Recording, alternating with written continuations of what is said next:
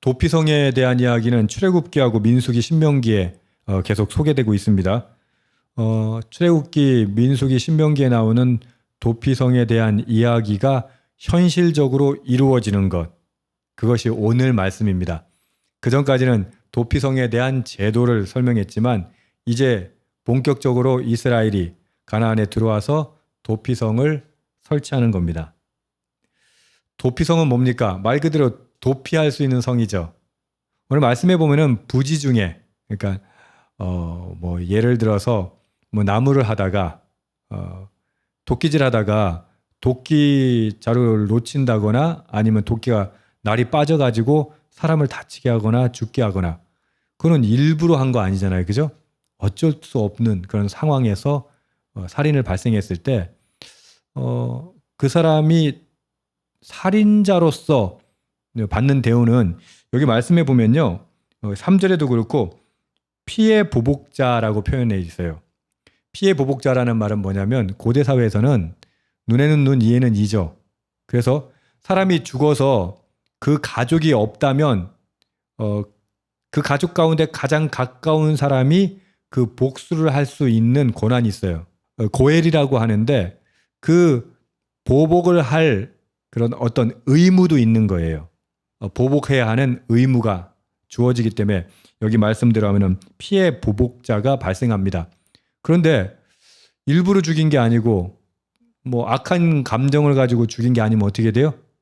어쨌든 이랬든 저랬든 피해 보복자가 그 사람을 죽일 수 있기 때문에 이 사람이 어쨌든 구제받을 수 있는 길이 있어야 된다는 거예요. 그게 도피성이에요. 그래서 도피성은 부지 중에 사람을 죽였을 경우에, 그러니까 의도적이지 않게 사람을 죽였을 경우에 피해 보복자를 피해서 도피성에 들어가면 보복할 수 없어요. 그러니까 고해를 실행할 수가 없어요. 그게 이제 도피성 제도인데, 그러면 이렇게 생각해 보실 수 있지 않겠어요? 그럼 도피성까지 달아나기 전에 어떻게 해서든 따라잡아가지고 죽이면 어떻게 된다? 그건 죽인 사람 무죄예요. 그건 보복한 거니까.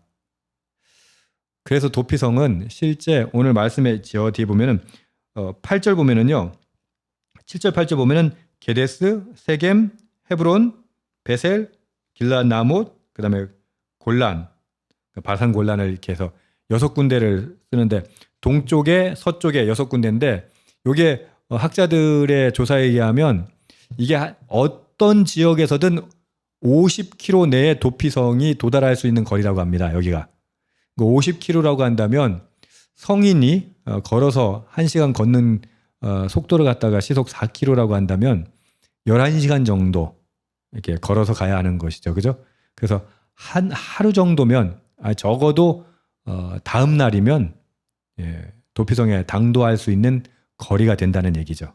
이제 50km라고 하니까. 이 말은 무슨 말이냐면 11시간이 아니군요. 12시간쯤 넘는구나. 그죠? 계산을 잘못했네. 이 말이 무슨 말이냐면 어느 지역에 있든지 도피성으로 피해서, 그러니까 자기가 일부러 범죄한 게 아닌 이상 자기 목숨을 보존할 수 있도록 제도를 만들어준 것이죠. 이것은 바로 이런 겁니다. 하나님께서 사람의 실수와 죄에 대해서 회복할 길을 주신다는 거예요. 그러니까 고대 법대로 하면 어떻게 해요? 사람을 죽였으니까 당연히 자기도 죽어야 되죠. 그런데 실수라면 여러분, 그것을 회복할 수 있는 기회를 사람에게 주어야 한다는 것이죠. 하나님은 사랑의 하나님이에요. 자비의 하나님이에요. 반면 또 하나님은 동시에 정의의 하나님이에요. 하나님은 정의와 공의가 이루어지기를 원하시지만 그렇다고 무죄한 사람이 죽는 것을 원치 않으시는 거죠. 그래서 전제가 있습니다. 부지 중에 실수로 사람을 죽인 자입니다. 그러니까 하나님께서 보시는 건 뭐예요? 사람의 행동의 결과를 보시는 것이 아니라 그 사람의 동기와 그 사람의 중심까지 보신다는 것이죠. 그런데 여러분들, 우리가 착각하고 오해하는 게 있는데 이거예요.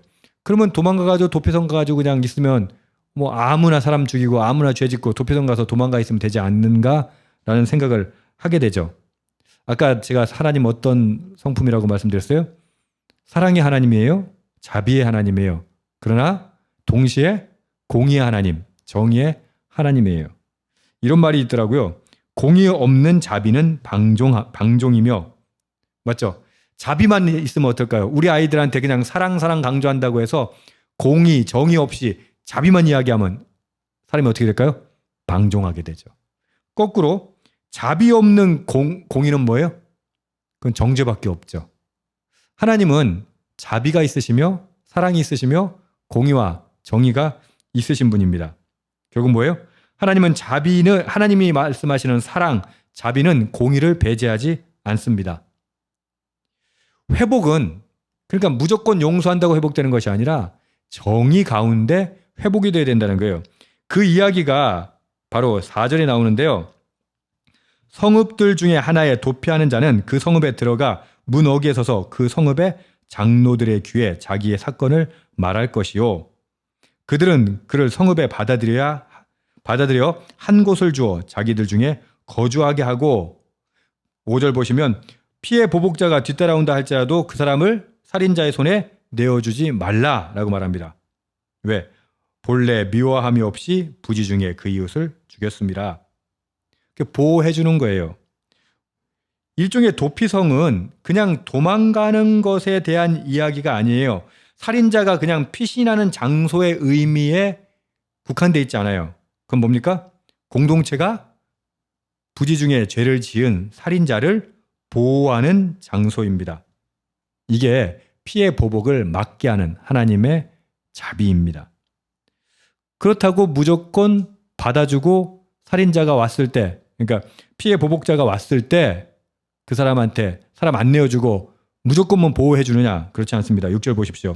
그 살인자는 회중 앞에서 재판을 받기까지, 또한 그 당시 대제사장이 죽기까지 그 성읍에 거주하다가 그 후에 그 살인자는 그 성읍 곧 자기가 도망하여 나온 그러니까 성읍 자기 집으로 돌아갈지니라, 이렇게 얘기합니다.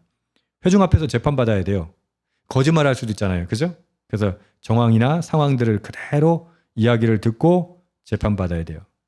여기서 오해할 수 있는 번역이 이런 거 있는데, 또는이라고 번역되어 있는데 다른 버전들이나 학자들은 또는이 아니라 두 가지 요건이 충족돼야 된다고 합니다. 그러니까 회중 앞에서 반드시 재판을 받아야 되고요. 두 번째는 뭐다? 대제사장이 죽기까지 그 성읍에 거주한 후에 죽은 다음에 자기 고향으로 돌아갈 수 있다라고 말하는 거죠. 왜 그럴까요? 이게 일종의 신약의 예표 같은 거예요. 대제사장의 죽음은 뭐다? 대속이에요. 대속. 일종의 예수님께서 우리를 위하여 죽으신 것처럼, 그러니까 신약적으로 도피성은 예수 그리스도를 예표하는 겁니다. 예수님께서 모든 죄인의 피난처가 되신다라는 것을 보여주는 것이죠. 결국 그 사람은 언제 집으로 돌아갈 수 있다? 대제사장이 죽을 때까지. 여러분, 죄값을 하나님 치르지 않게 하지 않으세요. 실수라고 하더라도, 의도적이지 않았다고 하더라도 사람을 죽인 죄는요, 굉장히 큰 죄예요. 그래서 어떻게? 도피성에서 그는 일종의 망명 생활을 해야만 했습니다. 그리고 공동체는 그를 받아들여야만 했어요. 이 도피성이라고 하는 게 단순히 유대인뿐만 아니라 그들 중에 거류하는 사람들, 거류민이란 말은 외국인들도 이 도피성을 사용하는 거죠. 그리고 그들 회중 앞에 설 때까지, 그러니까 다시 말해서 재판받고 이 모든 프로세스가 진행될 때까지 그 사람들을 보호하는 거예요. 그러면 이 도피성의 보호자로 하는 그 도피성은 도대체 뭐 어떤 사람들이냐? 레위인들이에요. 레위인들. 결국 뭡니까? 모든 죄를 예수님께서 짊어지신 것처럼 구약시대 때도 사람들의 죄를 짊어지는, 제사를 돕는, 그런 예배를 돕는 사람들의 성이 도피성이 되었던 것이죠. 우리 삶에도 도피성이 필요합니다. 제가 오늘 말씀 묵상하면서 좀 회개한 부분이 있어요. 뭐냐면 이 현재 사회에서 어떤 도피성이 있을 수 있을까 생각을 해봤는데 그게 교회인 것 같더라고요. 제가 회개했다는 얘기는 뭐냐면 우리 교회는 과연 죄를 지은 사람이 교회에 와서 도피할 수 있는 곳일까라는 생각을 해봤어요. 그리고 저는 이렇게 큐티하면서 제가 이렇게 워딩을 적어놨어요. 나는 과연 레위인인가? 도피성은 레위 지파가 사는 곳이라고 했잖아요. 그죠? 그럼 레위 지파는 뭐 해야 돼요? 부지 중에 죄를 짓고 도망온 사람들을 공동체로 받아들여야 돼요. 그 사람을 보호해 줘야 돼요. 그래서 제가 뭐라고 써놨다고요? 나는 레위인인가? 끌어안고 보호하는 사람인가? 아닌 것 같아요. 저는 정죄하는 사람인 것 같아요. 잘했다 못했다 정죄하는 사람이지, 제가 도피성을 관리하고 경영하는 레위인은 아닌 것 같다라는 생각이 들었어요. 여러분, 오늘 도피성 이야기를 들으면서 과연 우리는 세상의 도피성이 될 수 있을까 좀 묵상했으면 좋겠습니다. 생각해 봤으면 좋겠습니다. 첫 번째는 우리가 세상 사람들을 죄에서 도피하게 하는, 보호하는, 그리고 회개케 하고 회복케 하는, 그리고 하나님께로 돌아가게 하는 그런 도피성의 주민 역할을 하고 있는가? 두 번째, 우리 교회는 과연 죄 지은 자들이 와서 도피할 수 있는 곳인가? 물론 일부러 죄 짓고 도망온 사람들은 분별해야 돼요. 재판해야 돼요. 그런 사람들은 도피성에서도 안 놔둬요. 내보내지. 그러나 정말 부지 중에 죄를 짓고 실수했다면, 우리 인생 가운데 실수가 있고 죄가 있잖아요. 그런 사람이 과연 우리 교회에 와가지고 도피성으로서 회복되는 그런 교회가 되고 있는가 생각해 보게 됐습니다. 저와 여러분이 우리의 개인의 삶이 사람들을 용서하고 수용하고 하나님의 사랑으로 끌어안아 보호하는 삶을 살고 있는가? 우리 교회가 그런 사람들이 올 수 있는 장소인가? 함께 고민하고 함께 묵상하고 함께 기도하는 저와 여러분 되기를 간절히 소망합니다. 아멘.